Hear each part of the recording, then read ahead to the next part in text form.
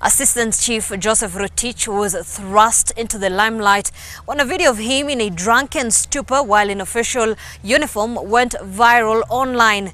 2 years later, Rotich says he's broken free from the alcoholism prison and is now the government's anti-alcoholism ambassador in the South Rift.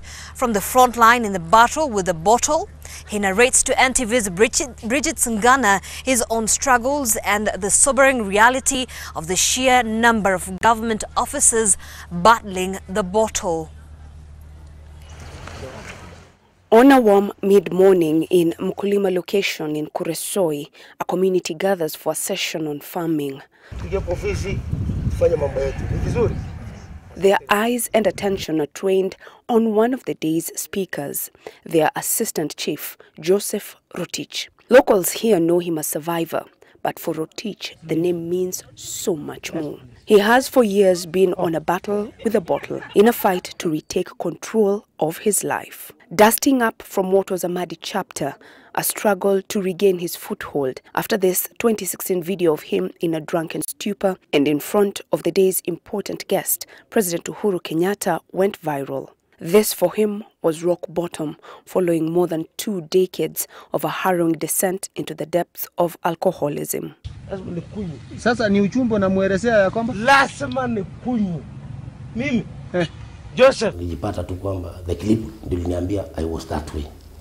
But to me, hata leo I don't believe it. But his struggle with the bottle started way before. Kama changa ilikuwa kidogo kama ya homa, ni kama tiba.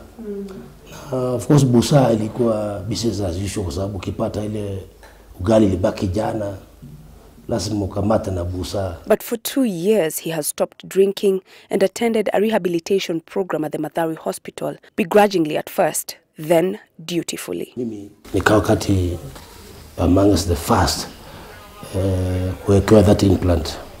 Implant pia inasaidia katika the grave in the urge. Rotich is just one of more than 20 government officers within the Greater Rift Valley battling with alcohol addiction, some of whom are currently admitted at various rehabilitation centers.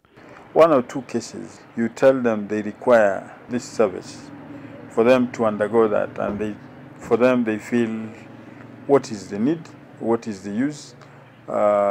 Their estimation is it's not that bad for them to be taken through that. These counseling and rehabilitation services have been on offer for 8 years, offering reprieve for those afflicted by addiction to alcohol and drugs. A simple principle like saying the Serenity Prayer daily. Those are strategies that we use to help the client know that we are not talking about yesterday, because yesterday is gone and it can't be changed. However, relapse continues to be a hurdle in the path to rehabilitation.